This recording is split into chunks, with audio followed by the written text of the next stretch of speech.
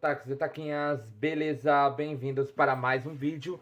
Aqui quem está falando é Genildo do canal Genildo Geek. E hoje vamos falar de um anime. Calma aí que eu vou ajeitar um negócio aqui.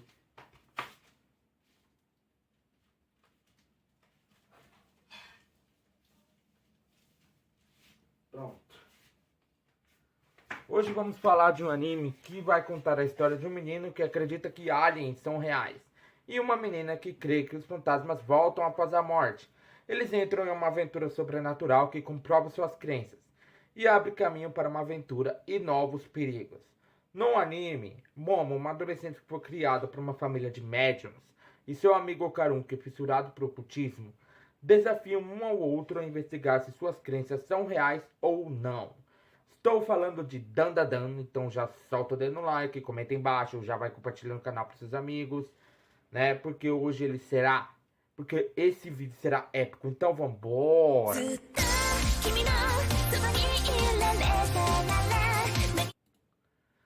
Bom, galera, nesse episódio vemos que o Okarun, ele fica surpreso por ver que a Momo estava... Lembram que no final do episódio anterior, as amigas da Momo acabaram levando o Okarun pro lugar onde ela estaria trabalhando, que seria meio que um meio de café.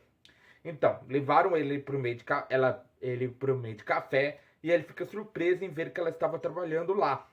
Ele olha para ela, ele olha para o ambiente, ele fica analisando todo aquele lugar, né? E a Momo estava um pouco envergonhada pelo seu amado, né? Porque ela tá começando a aparecer um sentimentozinho de romance pra ela, nela. Principalmente porque o nome dele, na real, é Ken Takakura.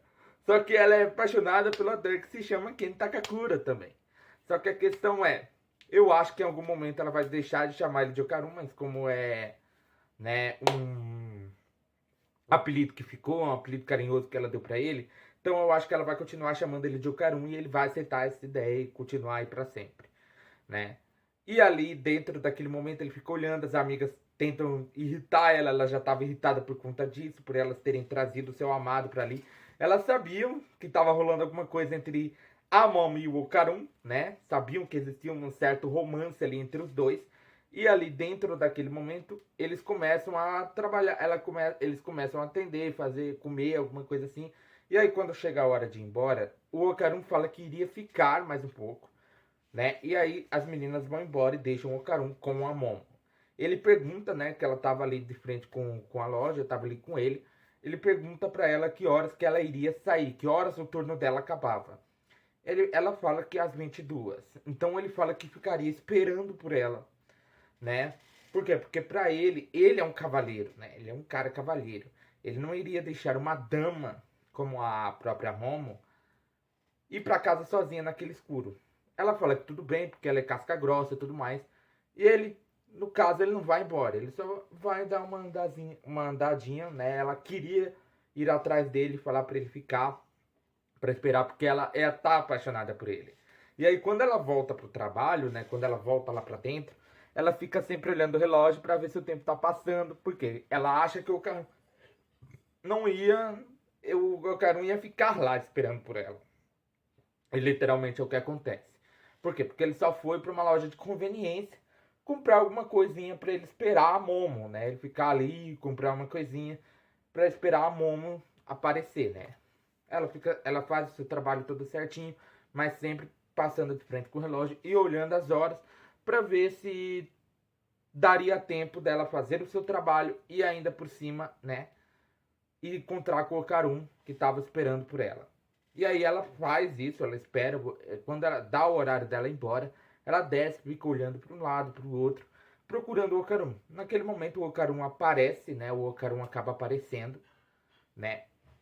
E falando com ela, o Okarun acaba aparecendo, fala que ele foi para uma loja de conveniência, ele ia pegar da mão dela para eles irem juntos, só que a questão, ele ficou um pouco envergonhado, só que ela mesma faz isso. E aí quando eles chegam em casa, o Didi tinha conseguido controlar bastante o seu ki, sua área espiritual, né? Tanto que ninguém, empurrando, ninguém conseguia controlar ele. Ninguém conseguia derrubar ele. E aí fazer um teste jogando shoyu nele. Molho shoyu, né? E ele consegue, né? Apesar de quase perdeu o controle, mas ele consegue se controlar. Enquanto isso, a Aira estava observando ali. Né? A Aira estava observando aquela situação. Né? E ali dentro daquele momento, né? Dentro daquela situação, a Momo e o Okarun acabam chegando juntos. A Aira se levanta perguntando o que estaria acontecendo, o que eles estavam fazendo lá fora dessa hora da noite. A própria Seiko acaba perguntando isso. A Momo fala que ela arrumou um trabalho justamente para ela poder reformar a casa. E a Aira, quando se levanta para ir correr, ela acaba esbarrando no Didi e derramando o que ela estava bebendo em cima do Didi. Quando eles percebem que ela derramou algo em cima do Didi, eles já se preparam. Por quê? Porque a Momo estava bebendo água quente e tudo mais, porque estava frio. O Okarun também, né? Só que na hora que é derramado algo em cima do Didi, não deu nem tempo da Momo engolir a água que ela estava dentro. Então, ela manteve a água que estava dentro da boca e pega e enche um copo de aqueles copinhos de alumínio que você tira assim da garrafa, joga água aqui, enfim. Ela tira e ia jogar, mas a própria Seiko também faz isso. Só que ele impede, o próprio olho maligno acaba impedindo e meio que prendendo a mão com a mão para cima. O Okarun fica muito bravo, que ele fala, ele bate ali naquela parede de desespero e tudo mais, né, do próprio poder do olho maligno, né, falando que ele seria o oponente do olho maligno, para ele não fazer nada com a Momo, né, a Momo acaba jogando ele para trás, ele acaba se prensando na frente dela, só que ela acaba cuspindo a água nele, né, o que deixa um clima um pouco mais pesado ali na casa da Seiko.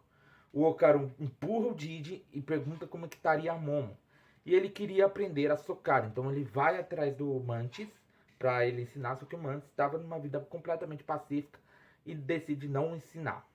Só que aí a própria velha turba acaba vendo ele treinando sozinho e leva ele para a escola para mostrar o nível que ele estaria de força, né? E que ele poderia aumentar esse nível. Só que eles acabam deparando com vários fantasmas da ópera. E é isso, galera. Ai, eu fui junto também. E é isso, galera. Meu nome é Genildo do canal Genildo Geek. Eu esperarei que sentadinho todo dia. Então já vai sentando dedo no like. Compartilha no canal para seus amigos. Aproveita, aperta o botão do inscreva-se, o botão do sininho. Arigatou e sayonara.